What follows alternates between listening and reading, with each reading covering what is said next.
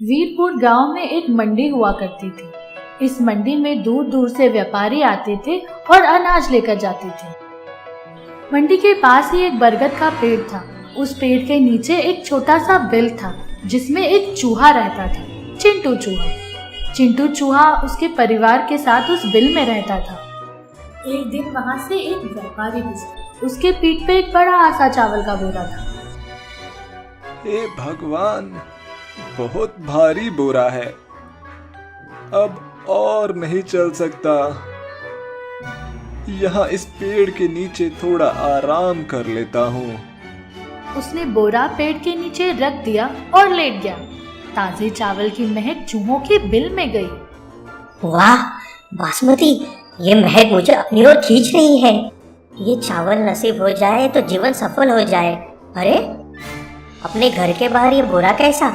खुशबू तो इसमें से ही आ रही है। जरूर इसमें चावल रखे होंगे। अरे ओ भगवान, सुनती हो? आओ जल्दी, अन्नपूर्णा देवी ने स्वयं दर्शन दिए हैं। अरे क्या हुआ? क्यों हल्ला मचा रहे हो? अरे ये महक क्या है इस बोरे में? सूंघा ही नहीं देता क्या? बासमती है। अच्छा वो सब छोड़ो और इसको खोलने में मेरी मदद करो। और दोनों चूहे उस बोरे को कुतरने में लग गए। बोरा मोटा था, मुश्किल से एक ही छेद कर पाए थे। तभी व्यापारी जाग गया।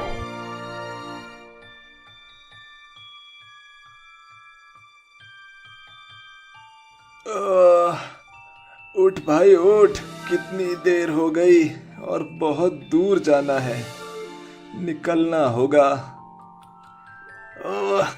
चल मेरी 25 किलो की बोरी, आजा, चल मेरे साथ। फिर उसने चावल का बोरा उठाया और चल पड़ा। चिंटू चूहा ये देखकर दुखी हो गया।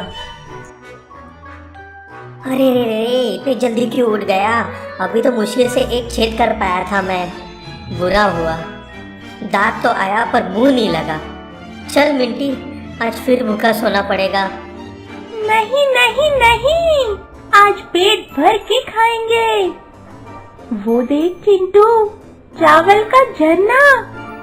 देख तो सही कैसे चावल गिर रहा है बोरे में से। सही, बन गई बात। आज तो माल मिलेगा, पेट भर के खाएंगे। चल फिर। और फिर दोनों चूहे बोरे के पीछे पीछे चावल खाते हुए चलने लगे। चलते रहे। धीरे धीरे काफी बोरी खाली हो गई और व्यापारी को हल्कापन महसूस हुआ। अरे, या तो मैं ताकतवर हो गया हूँ या मेरी बोरी हल्की हो गई है। बड़े आराम से उठा पा रहा हूँ, देखूं तो सही।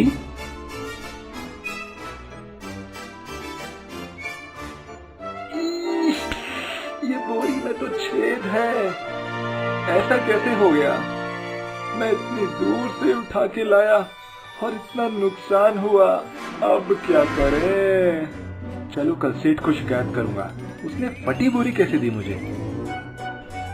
और फिर व्यापारी फटे छेद की तरफ से बाकी चावल पकड़कर ले गया। उधर चिंटू मिंटी का भी पेट भर गया था।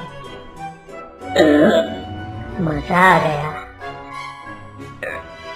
बहुत मजा आया चिंटू।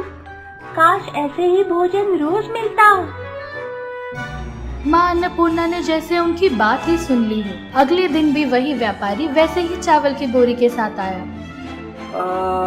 थक गया, चल कल जैसे ही एक नींद मार लेता हूँ, फिर चल पड़ूंगा। चिंटू और मिंटी को जैसे ही उसकी महक लगी, वो खुशी से उछल पड़े। चावल आ गया, चावल आ गया, खाने चलो। जय देवी माँ। दोनों फिर बाहर जाके बोरा कुतरने लग जाते हैं। मेरा छेद तो हो गया और मेहनत नहीं करता। देख, अभी व्यापारी उठेगा।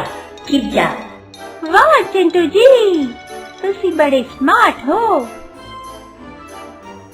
व्यापारी उठा और कल जैसे ही बोरा पीठ पे लाद के निकल पड़ा। चावल फिर गिरने लगे और चूहों की दावत शुरू हो गई। जल्द ही फिर हल्का लग रहा है।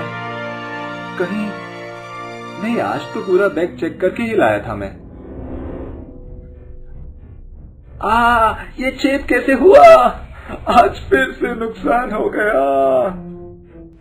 व्यापारी को समझ नहीं आ रहा था कि ये क्या हो रहा है।